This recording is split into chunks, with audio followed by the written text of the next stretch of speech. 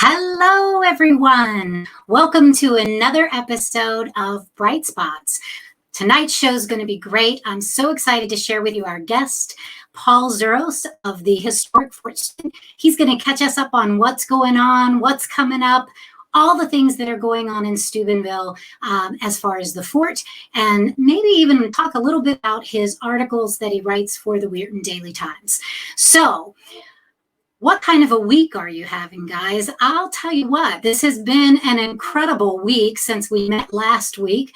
I have booked the show clear through to the end of December, and I've booked guests from Australia, South Africa, New Zealand. I mean, it's been crazy, the people that have reached out and want to come on the show and share their passion and share their story.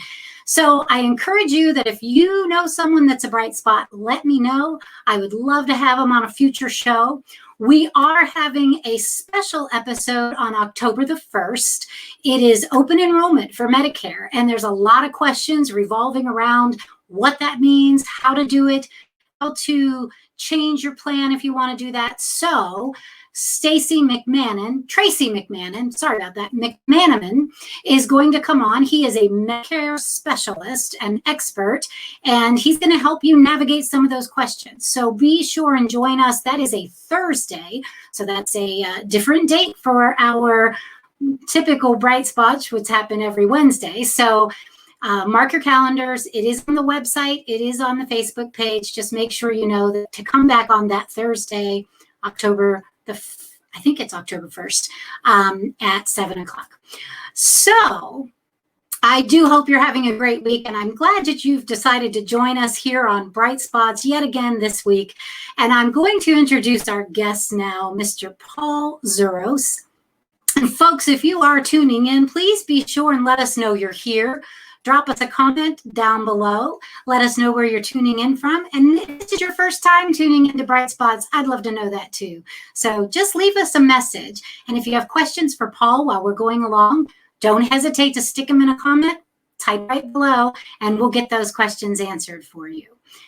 So Paul was born and raised in Weirton, and he has an incredible history of working with museums in New Cumberland and the Weirton Area Museum and Cultural Center. He graduated from Weir High. He has a degree in history and public relations and Italian studies. That's very interesting. And he now is with the Historic Fort Steuben, and I'm going to let him tell you more about himself and his beautiful family. And without further ado, please welcome to Bright Spots, Mr. Paul Zuros. Hey, Paul. You are muted. Let's get you unmuted. There you go. Okay, can you hear me? We can hear you now. Paul, why don't you tell folks a little bit about you, those folks who've never met you before. Give us the elevator speech of who is Paul Zuros. Well, first of all, thank you so much for having me. I'm so happy. I'm a fan of your show, a lot of the episodes, so I really appreciate having me. But so I grew up here in Weirton, and I just love it. Always loved history. It really has been my passion, and I'm super blessed that I'm able to do what I love to do every day. Is, work in a historic place, a beautiful historic fort in this area that I love, and I'm just so happy to have had that opportunity to take on the position at Historic Fort Steuben. But before coming to Fort Steuben, I actually was in Charleston, West Virginia. I was working for the West Virginia Humanities Council. Also, I was a director of a historic house in great history down. And before that, I was in Pittsburgh and worked with some museums up there. And I always really wanted to try to get back to this area. And when my wife and I met, we had 4 beautiful children. We're very, very blessed to have 4 kids. And we needed a little bit of extra help with all the kids. So we found, I saw that the fort was hiring and I was just so excited to apply. And by the grace of God, I got it. So I'm so thankful to be here. And I just love history. I love the sport. I love the Ohio Valley. And so really, it's a good trip for me. I feel like it's not, work, really. I feel like it's, going and spending time doing what I love to do. And it doesn't feel like work, so it's pretty easy to get up.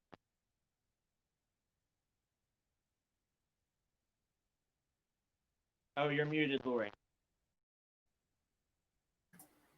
There's a little bit of that going around. So what is your title at the fort? I'm the director. I'm the director. You're the director. Well, I didn't replace. I should say. I took over for the retiring director, Judy Bratt, who was the first director of Fort Stewart. She had been there for 15 years.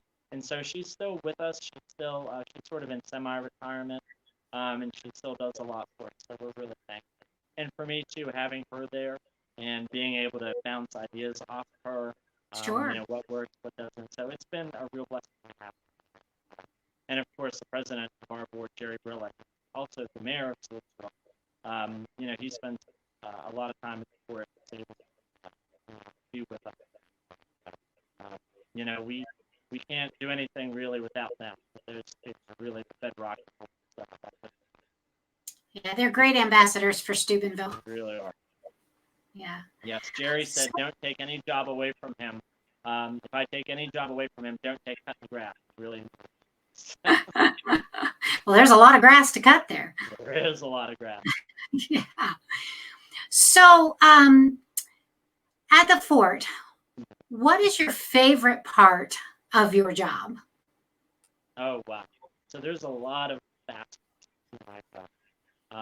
So I'm the director of the fort, so I oversee, the day-to-day operations that go on in the historic site. So we've got around 12 or so buildings, historic buildings, that are log structures, and also the land office, the first federal land office.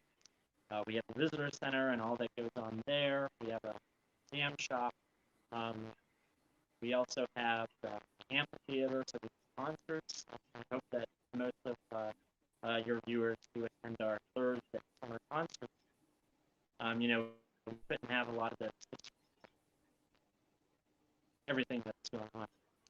But we do that, and then there's a fountain and nutcracker village. So there's a lot of facets of the job. But my favorite part of the job is probably I just love it. And inviting people down, to the fort, when we talk about like revitalization in downtown Steubenville, it really began.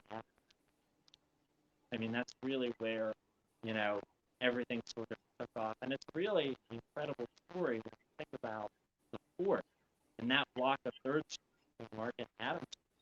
That was like a block. So that was like parking lots on the railroad, siding there, this old rundown buildings there. And, to turn a block, just rundown building into a historic site, incredible. So I think really the history, inviting people down, trying to right the misconception of like downtown Steubenville. We really want to invite people down. Let them know that Steubenville is safe. It's a nice area downtown. Come out and enjoy it. So that's really what I love. And another thing that I like about my job is also that it's not just one thing. There's just, like I mentioned, so many different aspects of it. So I've never. That's great. It's good to have a job that doesn't get boring, right? Right. That's true. So I understand that there's a riverboat exhibit in the works. Why don't you tell us a little bit about that? Yeah. So the riverboat exhibit will actually open October 4th and it'll run through October 7th. We're really excited about it. It's an exhibit that we have in-house. So it's an exhibit actually, I believe, that Judy Bratt at the fort. And it's something that we do every year. And in the years past, I know that we've had people come in to talk about the riverboat exhibit, talk about, the river in general, sort of what an important part of this valley depended on the river. Really the reason that we're here is the river. When you look back at history, So, we talk about all the little options. Check this out. It's a really cool. So I encourage them to come out and see it. Last year, we had a wonderful presentation. It's actually a sad story. There was a riverboat excursion ship that actually sunk right out the bottom. And so we had a So Paul, I'm sorry to interrupt you, but we're still having some technical difficulties on your side. I'm not sure if I'm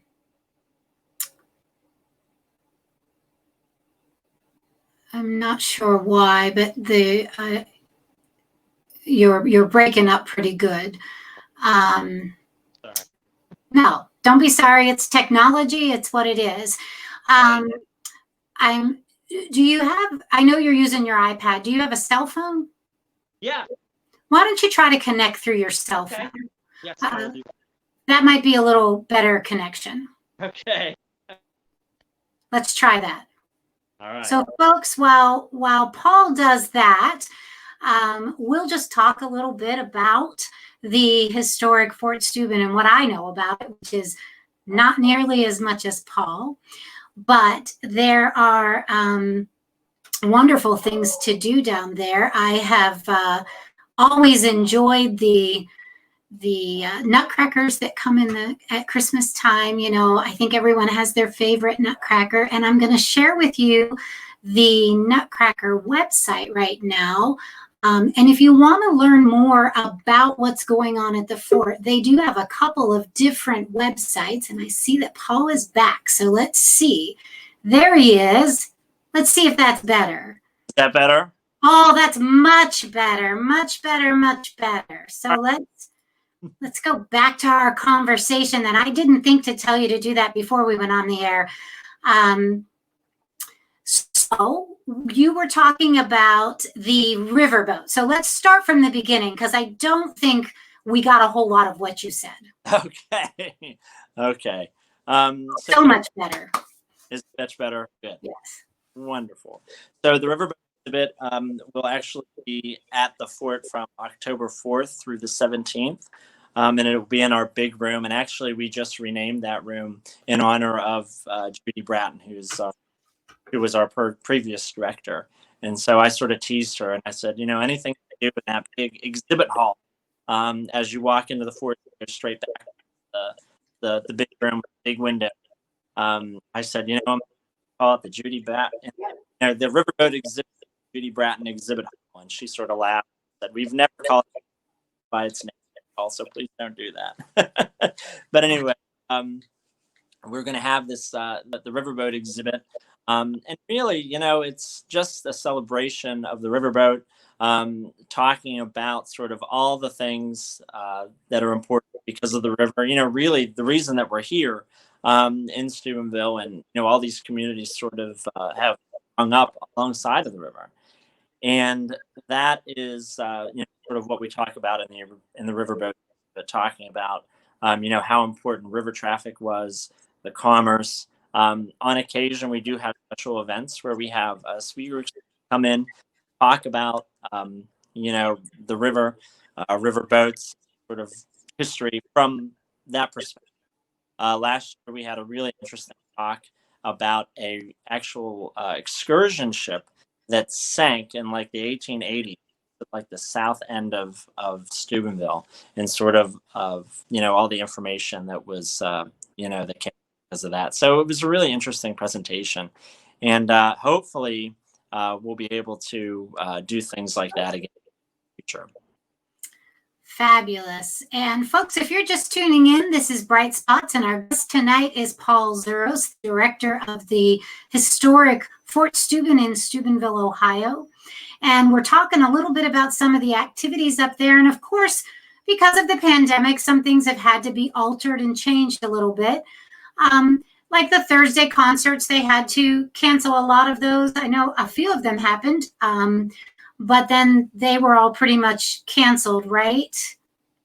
Yes, yeah. So we were actually able to host 4 concerts this year because, of all the the world that we live in now, all the different, requirements that go along with, the pandemic and sort of all this information. So we weren't really allowed to host. We made the decision to not have, after we had the fourth concert. We decided that, it's really in the best interest of everybody. We care deeply about, our patrons and the people who come down, and of course our staff and volunteers who come out for the show. And so we decided that it was in, our best interest and the community's best interest to go ahead, cancel the rest of them for the year. So it was really difficult to do that, but we know that, we want to come back next year, and we want to be able to be here and be stronger and host these events next year. So unfortunately, I had to go ahead and cancel that. So I'm sure a lot of people are wondering, what about the Nutcrackers? What's going to happen with the Nutcrackers, and will there be live music with the Nutcrackers again? Yeah, so that's a good question. So we're working really hard. Well, let me just tell you, the Nutcrackers will be there. We are going to have the Nutcracker Village. It will look a little different this year because of the, we're encouraging everyone to practice social distancing, of course. Stay 6 feet apart, wear your mask when you come down. Do all the things that we sort of know by now when it comes to the pandemic. So we are going to have Nutcrackers in the park. We've had to reduce the number of chalets. So usually we have a pretty large, I think usually we have about 15 chalets, if I'm not mistaken. But this year, the pandemic sort of had to open the space up a little bit. So if you're familiar with our venue, where we have the Advent Market is actually up around the fountain area, which we, of course, don't have a fountain there. We have the Christmas tree there. And it's a beautiful, beautiful exhibit, and I just absolutely love it. One of the things that I look forward to when they start putting up the Christmas tree is it's so much fun. And then they put the train around the Christmas tree, and that's just awesome. I just absolutely love it. But so we usually have about 15 chalets around the Christmas tree. And this year we have to reduce it to about 8 chalets, just to give the space, to our visitors coming into the park. And also, between the different, vendors and things like that. So we're actually moving the food from the traditional Advent Market area to actually in the parking lot, in front of Fort Steuben, sort of between the visitor center and the land office, if you're familiar with the site. And we hope that will, alleviate some of the space constraints and just open it up a bit. But, we're working with the Jefferson County Health Department to, comply with all the mandates and everything that are sort of coming out of the state. We really want to have this event, of course, and we will have this event. We have to do it safely. We have to do it responsibly. And like I said, it will look a little different, but, everything looks different. So I think that our visitors and our patrons who come down to historic Fort Steuben, they'll understand. It's become such an important part of the city and our region, and it's such an economic part of our region. Really, it's such a great asset to us, and it brings lots of folks in from all over the place. And so, we want them to continue to come. This year, of course, it'll be our 6th year, if you can believe it, 6 years of the Nutcracker Village. And, I know for my family, before coming back for this position, and now I'm sort of on the other side of the planning process and this event, it meant a great deal for us. We would always come every Thanksgiving, for a week or so, and we would be just so excited to get out there. And I know a lot of people feel that way. So we want to have it. Now, as we know, things are changing. Day by day, they come out with new guidelines and, protocols that we have to follow. So, it could, we might have different protocols, when this opens up the week of Thanksgiving. So, we just have to do our best to make it a successful event and follow the rules, basically. All right. So there you have it. Paul has given us the skinny on Nutcracker Village, and you can find out more information about the Nutcracker Village at SteubenvilleNutcrackerVillage.com if you want to see more about it. And tell us the dates again, Paul. Yeah, so we're going to do Light Up Night. I don't have any details about that at this particular moment, but traditionally the Nutcracker Village opens on Steubenville Lights Up the Night, I should say, and that's November 24th. That's the Tuesday before Thanksgiving, and then really the Advent Market. That, of course, starting from that moment, but the first weekend of the Advent Market, Black, the event. But it'll go till the first of January. Yeah. So can you tell us the history of the Nutcracker Village? Like, how did it start? Why did it start? How many Nutcrackers are there now? And what's your favorite Nutcracker? And we're going to pose that question to our audience as well. So we'll leave that up there while you give us the history. Sure. Yeah. So, the Nutcracker Village really started out through a collaboration between, of course, Historic Fort Steuben and also the Nelson built. They're the ones who have Leonardo and that family. They're just a wonderful family, and they're just absolutely wonderful folks to work with. And they're the ones who design. They're the ones who paint the Nutcracker. They're the ones who, if you were to sponsor a Nutcracker, you work with them.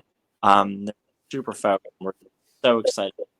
So really, it started out a collaboration between them and Jerry Barilla. Also, Mark Nelson and Jerry Barilla got together, and they were thinking of things to do for an event. And I guess it was suggested to maybe do life-size Nutcrackers. And I wasn't here at this particular time, so I might be speaking sort of out of turn, but I think that's how it started, and it just grew from there. The first year, they only had a couple Nutcrackers in the park, and one of the things that Jerry has said to us as staff members at the fort, the first year they said, don't advertise it because we don't sort of know how it's going to turn out, basically. So we want to make sure that it's a go, and it just exploded every year.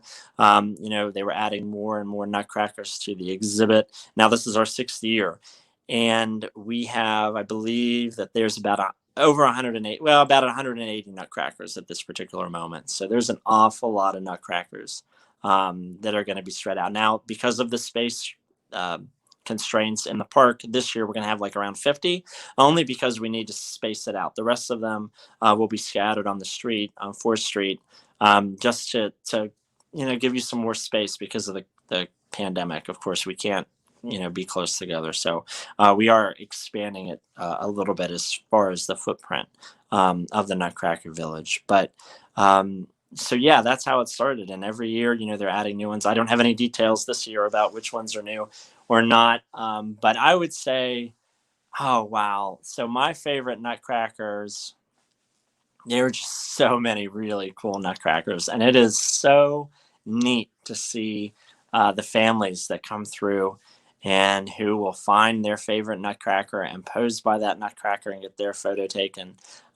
We have folks coming into the front desk, and they ask us, where is Superman? Where is, where is Mrs. Claus? Where's the Rat Pack? We do have the Rat Pack because, of course, with the Dean Martin connection in Steubenville, for many years, they would put the Rat Pack down by the fountain, and last year I believe they put it up by the Grand Theater, which was really cool because, again, that's an important landmark in downtown Steubenville. It's the theater, of course. But wow, my favorite, there's just so many to choose from. I love them all.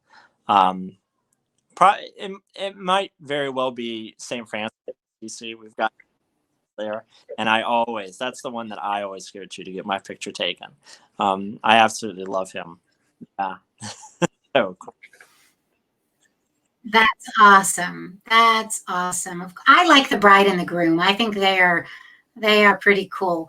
So I have ready to play the video of the Nutcrackers. I think our audience would enjoy watching that. So let's do that real quick.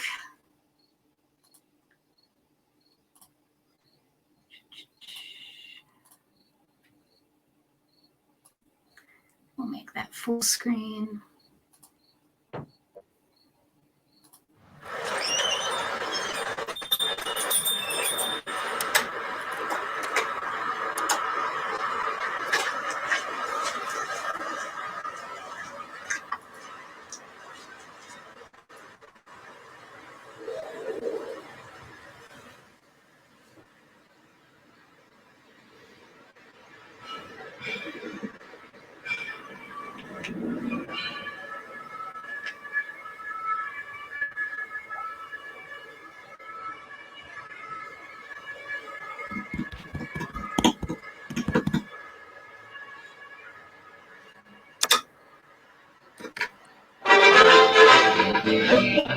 In front of the other, and soon you'll be walking across the floor. Put one foot in front of the other, and soon you'll be walking out the door.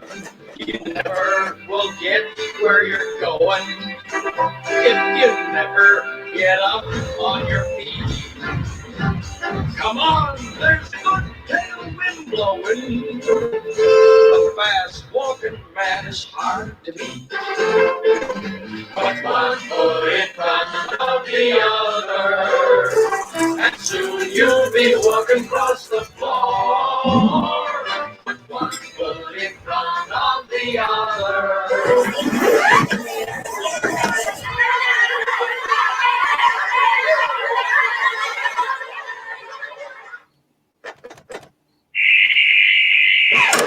You are walking out the door,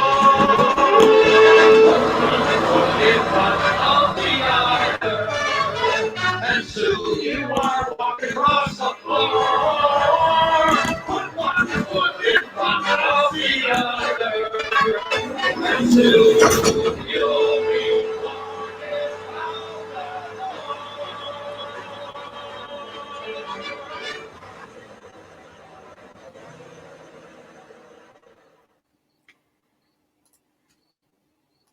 Can only imagine how long it took to make that video.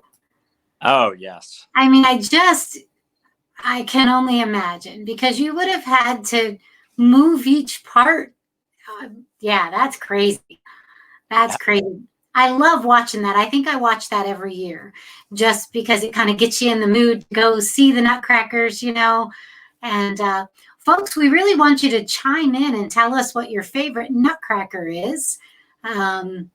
Would love to know. And this is Paul Zuros here on Bright Spots, talking with us about what's going on in at the Fort Steuben. And Paul, tell us a little bit about your bi-weekly articles that you do for the Herald Star and the Weirton Daily Times, History in the Hills.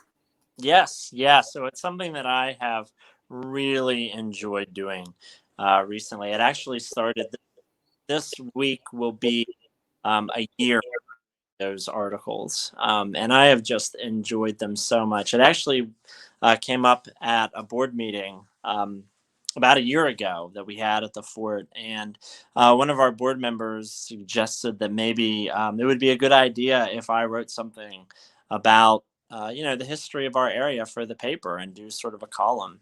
And I was thinking, wow, that would be really, really cool. And so, having grown up here, I was just super interested in all things local history. I mean, and even today, I can't get enough of just learning about, our area. Even when I was, in Pittsburgh, even pursuing my various degrees, I've always been really interested in what makes us as the Ohio Valley just special, what makes us important, what makes us unique in sort of our national story. And so I have just collected all this information about history in this area, stories and different conversations that I've had over the years with lots of different folks. And when that was suggested, I just jumped on it. I thought it would be such a cool thing to do, not only for me, but so that people in the community could sort of get to know me a little better. And Judy Bratton, at the fort said, yeah, the newspaper had asked us years ago if we'd be interested, but she said, it takes a lot of time, and we just decided not to do it or whatever. And I thought, well, that's something that I could definitely do. And so that day, I think our board meeting was on a Monday. I emailed the newspaper, the Herald Star, and asked if they would be interested in this, and they said absolutely. And by that Wednesday, I had cranked out an article for them. I was just super gung ho about it, and so ever since then, the newspaper, I've written a piece for the newspaper bi-weekly from that particular moment on a variety of different subjects, and I try to give the different communities some interest. So I try to do a story on each community, in other words. So like last week or 2 weeks ago, I did an article on DeCarlo's Pizza, which of course is a Steubenville staple, Ohio Valley pizza. And it was a lot of fun to do it. In fact, after I was finished writing the article, my wife asked what we wanted for dinner that night. And I said, well, we have to get DeCarlo's because I've been writing about it all day. And now I'm famished. I have to have DeCarlo's. I've got that craving, right? And so that's sort of the story. And every week, I get sort of a little bit of inspiration to write these articles. Maybe I'm driving through a place and I see something that jogs some story, and it just grows from there. And then I do some research and write it.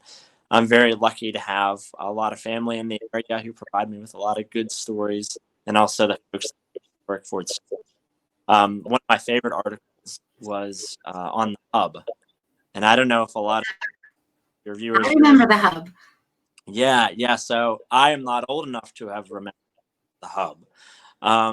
But growing up, I just heard so many wonderful stories, not only in my family, but from people that I would meet in the community about what an incredible department store this was, and how important it was to our local area, and what an event it was to sort of go out to the Hub and get dressed up. And that was a different time when going on a shopping trip was like an event, right? So the ladies wore gloves, and I mean the whole 9 yards, and having a special day and eating at the Terrace Room, I think that's what it was called, the restaurant there at the, can't remember it, but the restaurant that was on the mezzanine at the Hub.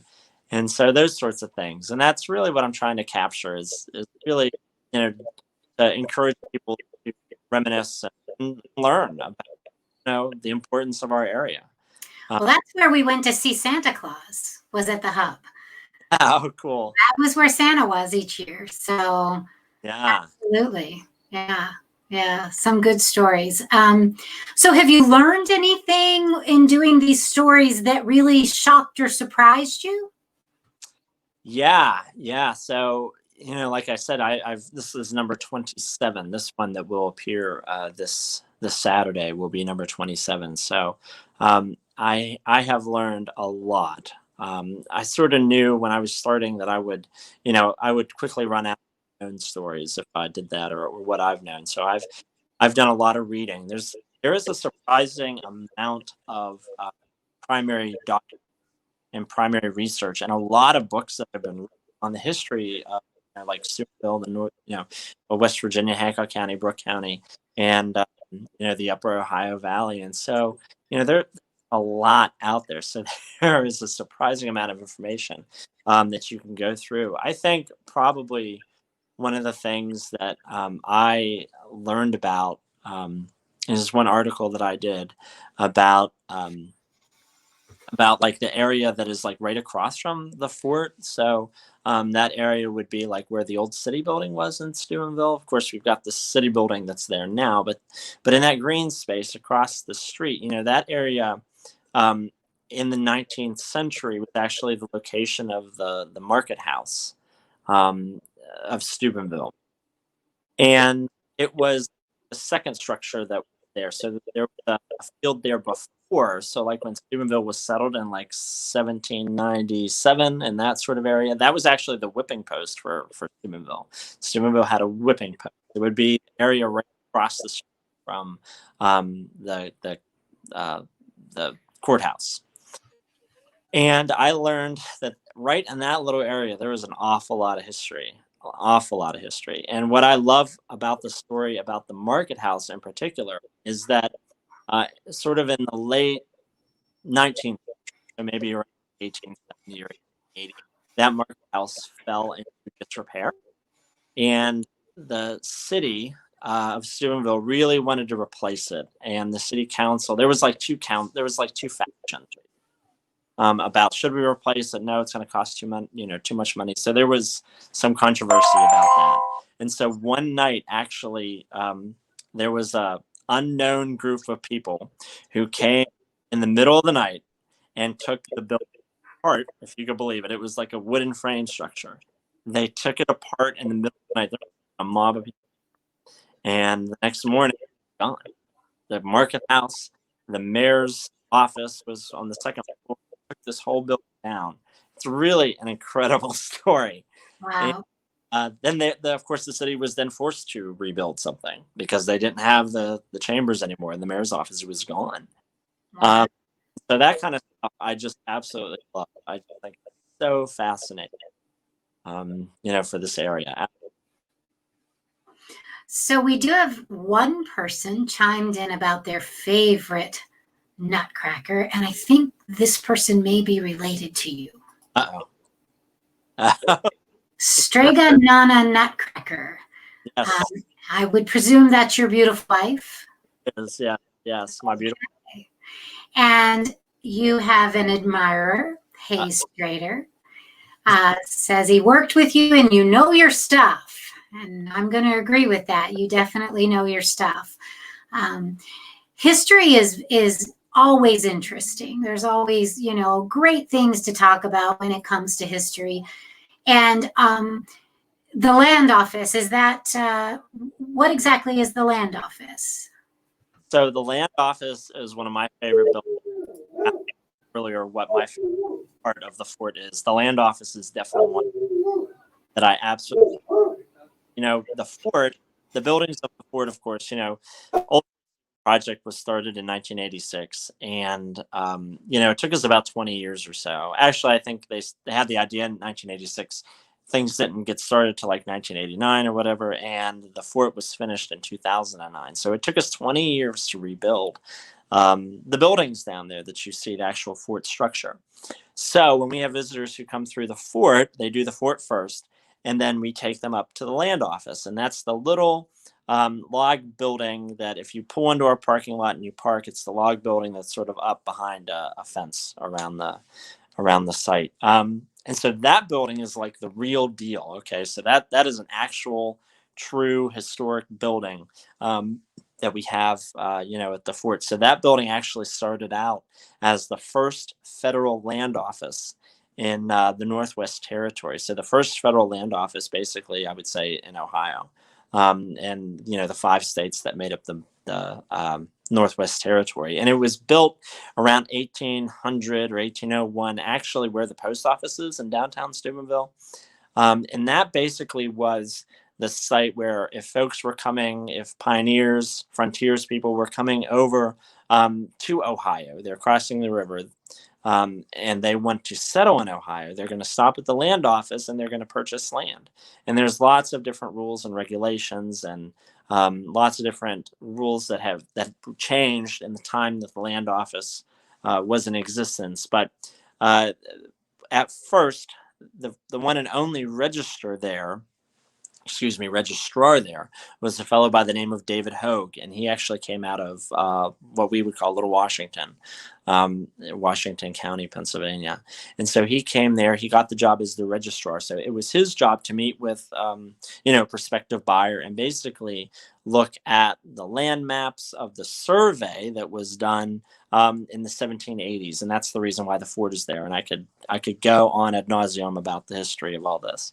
But the land office is so important because that to me, and I wrote an article about it in my column. I equate that area, that building, is kind of like, Steubenville's Ellis Island. You've got this place where these settlers are coming in, and that particular spot is like the point of debarkation of, out into the West. So basically everybody's funneling into the land office. They're purchasing land.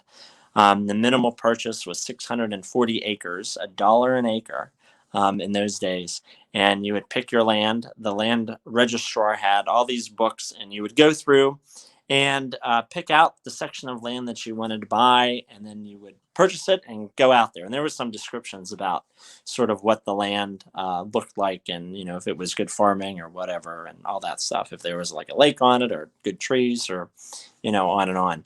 So you would pick out the land, you'd go there and settle it, and eventually you would get a document called a land patent that was signed up until 1833 by the President of the United States. He had to sign, or somebody had to sign his name on all of these documents for all the land that was purchased out in Ohio.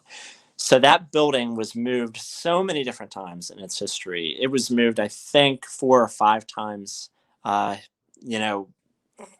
from like 1800 to 1840.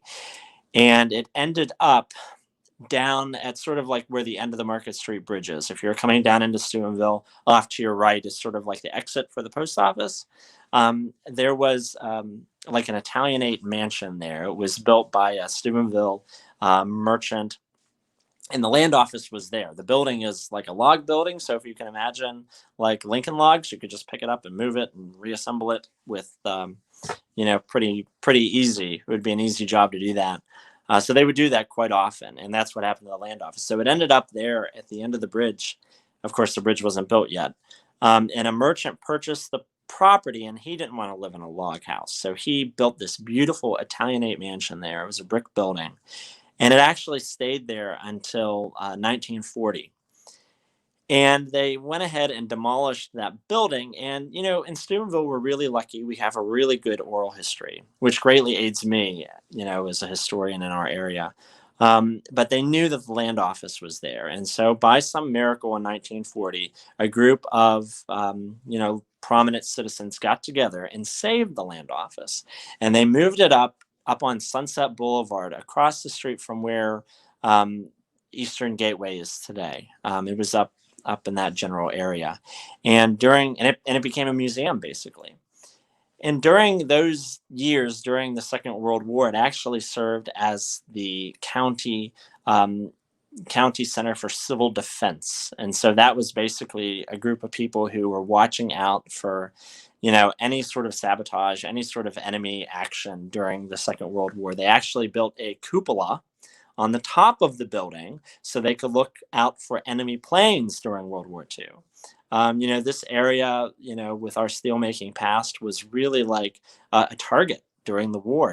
There was a real concern that the Weirton and Steubenville area could be bombed because the steel, coming out of the mills, was just so important. So they being up on the hilltop, they turned that building into the headquarters for the Civil Defense. So then in the 1960s, they actually were going to widen Sunset Boulevard, so the land office had to go.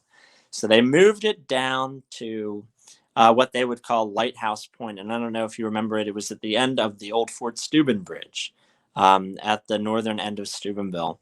When you came across the bridge, there was like this lighthouse. And I think it served as a gas station years ago. And it's a really cool building. If you ever see a picture of that section of town, from the 40s and 50s, it was really neat. So they put the land office there, and I think they dedicated it in like 1965. It was the land office park. And in the 1970s, late 1970s, there was a need to build a better bridge across the Ohio River from Weirton into Steubenville to bring 22 over. And so, as it turned out, the off-ramp for Route 22 into Steubenville would cut right through the land office park. So the building had to be moved yet again. And so I think in like 1979, they finally were able to get the building moved to where it is today. So it has been through an awful lot. Now, if you visit the land office today, we have it set up sort of as the time that the Hogue family lived there. So the registrar, when he was there from 1800 to 1840. So it's a it's a really neat place, and a lot of folks that come through really are surprised by such little quarters, just a small little building that has such an important history in our area. And I really like it because it's like the continuation of the story, from the story of the fort, and then you go on to the land office and see sort of what happened to, all this land that we're surveying in 1787. So it's a really cool building. I absolutely love it. So, Paul, with the changes that have been made because of the pandemic, what are some of the things folks could expect to see if they want to come to the fort and go through the museum? Are the hours limited now? Are we wearing masks while we're inside? Tell us a little bit about what to expect if we come to the fort today. Sure. So, in all establishments in Ohio, of course, you're required to wear masks, of course. So when you come to the fort, you have to have a mask on when you come in, and you'll see our staff, myself and all of our folks there wearing masks as well. When you come to the fort, and have, why you can't wear a mask, everybody's sort of required to wear one. And of course, we have hand sanitizing stations set out around the space, the lobby, the exhibit hall. We're only allowing a certain number of folks to go into the museum shop. There's only like 6 folks who are allowed in at a time. Also, when you go out into the actual space, we do have like sort of I would say, not an suggested route that you tour the fort, keep everybody moving in one direction. So, to try to mitigate some of that connection, that that connection with other. But again, we're encouraging social distancing, wear a mask. Of course, we sanitize the space quite regularly. We're always cleaning, the restrooms and cleaning the public spaces. We do fields set around the fort at our information desk and also museum shops. So, we really want to keep everybody safe as much as we can. And the hours of operation? Yeah, the hours are the same. We haven't changed them, but it is from 10 to 4 Monday to Saturday and 11 to 4 on Sunday. Okay.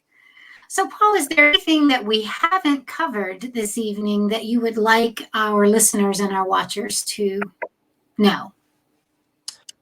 Well, I would say that we really are excited to welcome everybody back, not only to the fort, and of course our exhibits that we are going to be hosting in the coming months, but also at the Nutcracker Village. It is such an important part of our region, as I mentioned. It's such a magical time, and we don't want the pandemic to damper on it. So we encourage you out, be safe, practice all the social distance and the guidelines that we're hearing about in the future. When you get into the village, we are actually moving the gift shop, the museum shop, from its location into the big room, so we can accommodate more folks. And the fort will be also open then as well, just to open it up a little bit, give more space, to the site. But we encourage you all to come out and check it out, because it is really magical place. And I'm sure a lot of our watchers and listeners, whether you're watching live or you're watching the replay, you probably have your own memories of Steubenville, back in the 50s and the 60s and the 70s. If you'd like to leave a comment to give Paul some ideas for his upcoming stories, I'm sure he would appreciate that. It would give him something to go on. And Paul, if folks are interested in reading your stories, are they archived somewhere? Well, they're online through the newspaper right now. If you search, my name in a search column, in the Herald Star or the Weirton Daily Times, I'm looking at possibly putting them up, in a format that people can read. But if anybody wants to call the fort, if they want to read a specific one or they're interested in them, I'd be happy to share them. And there's just so much history here. Someone asked me recently, do you think you'll ever run out of topics or ideas? And I said, no way. The only way that it's stop is if I get too tired to write them. There you go. I know there's a couple of folks that attend the SRG meetings some older gentlemen, and they've got some wonderful stories. You probably know them. So, but if you ever want to get some stories, come to an SRG meeting once they start meeting again. The folks that come there really have some great stories about the good old days in Steubenville. Right. It would be great to see the revitalization of downtown. I know that the first Fridays we're doing a lot to bring people into downtown, and those, of course, were paused this year as well. So I know we're all anxious to get back to doing those things, and maybe the Nutcracker can be our first big event, right? That maybe things will be getting back to normal by then. Absolutely, and that's what we hope so. And it's because in my training as a public historian, we really, not just working in a classroom, but also, working in museum sites and all that stuff. So you learn, what can attract as was possible to your site. Right? Now this time, you still want to attract them, but you have to do it safely. And it's just been so wacky this year. I mean, with everything. But we're going to get through it. We, as a historian, we always asked, you could look to the 1918 influenza, epidemic, that particular, and get some good insight, from that to today. So that's a little comforting, I guess, that we could look back, study the past, help with the future, and that's the point. Exactly. And folks, there are other museums around our area as well. There is the Weirton Area Museum and Cultural Center, wonderful history there, and the Hancock County Museum in New Cumberland. Also, Paul has worked at both of those and has ties there, but it's amazing the history that's available all up and down the river.